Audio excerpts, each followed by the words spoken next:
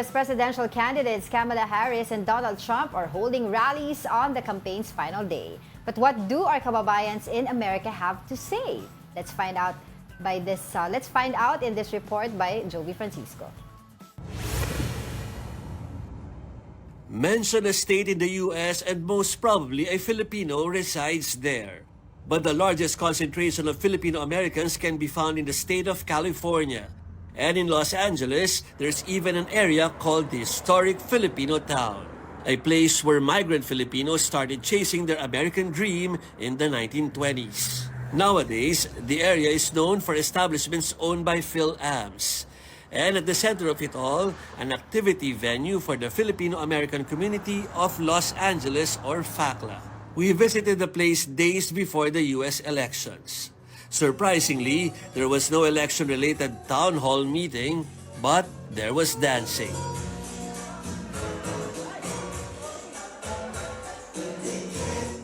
The senior members of the community were quick to explain that they can have fun on the dance floor because they already voted by mail, like Mrs. Evangeline Carvajal. I'm always a Democrat. You are, okay. Yeah, I'm very proud to say because I researched everything, studied everything, and with our culture in the Philippines, I know where to stand. Yeah. You know. So, you're more inclined to support the Democrats. Of course, and a female president. Yeah. The first time to be, we gonna have a female president. Yes, I assure you. Mrs. Eufemia Nieva, on the other hand, voted for former U.S. President Donald Trump. People can always change.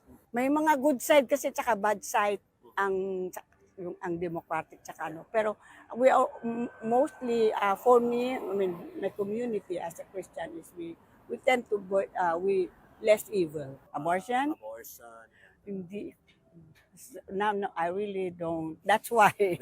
That's why my heart is with Republican because I'm not supposed to be like that. God is not happy with that. But the most senior member of the group, Mr. Jerry Dulay, declared he's not keen on voting Trump or Kamala. Wala. Bakit? Kasi hindi na gaya nung araw, mga presidente,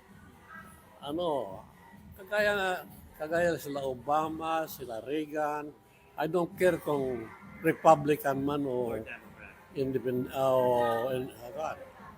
Basta, ang inano ko, ang kanilang sinasabi sa eleksyon, wala. Kasi independent ako, wala akong party. The most recent census showed the population of Filipino-Americans has reached 4.2 million. Almost 3 million Fil-Ams are registered voters.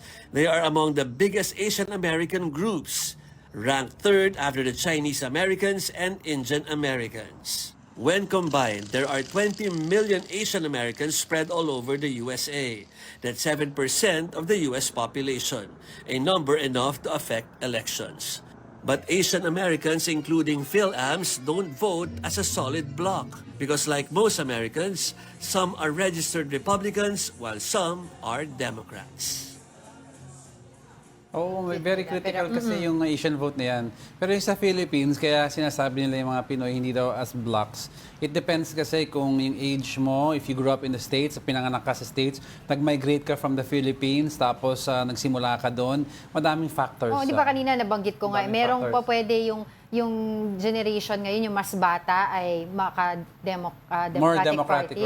Pero yung mga magulang nila na dito, mga nag-migrate lang sa US, ay yan yung mga maka-Republican dahil Make America Great Again yung mga gusto nila. Pero yun nga, ang tanong dyan, if manalo si Kamala Harris, ano ba yung dapat natin asahan dito sa Pilipinas? And the other hand, ganun din. Kung manalo si Donald Trump, ano ulit ba? What was the foreign policy during the presidency of Actually, Donald Trump?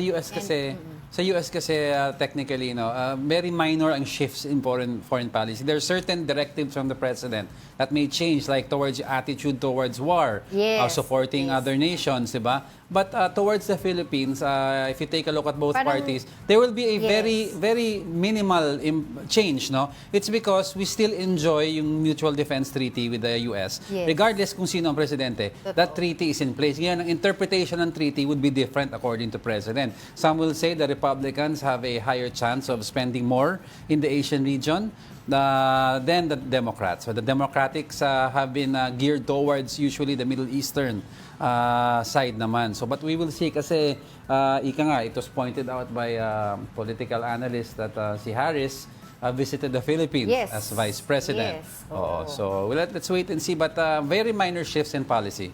Oo. Sa yun nga, tapos yung nakita natin kanina sa report ni Jove, yung kukit ng mga matatanda doon, ano, talagang may kanya-kanya silang mga gustong iboto, and which is understandable naman. So yun nga, ano bang epekto nito sa atin, both economically, 'di ba, yung usapin din ng trade, 'di ba, security, ano pa, of Tsaka course, ang yung dami nating isa pa mga yung Pilipino sa Amerika. pinakamalaking factor dyan, yung mass deportation. Yes. So kung may kamag-anak ka dyan, kasi one way usually mga ginagawa ng yung mga kababayan natin is may mga iba nagti-TNT kasi nagla-lapse yung tourist visa nila while they're trying to apply. Hindi nila nakuha yung application for immigration, nagla-lapse ang visa nila, nagiging TNT.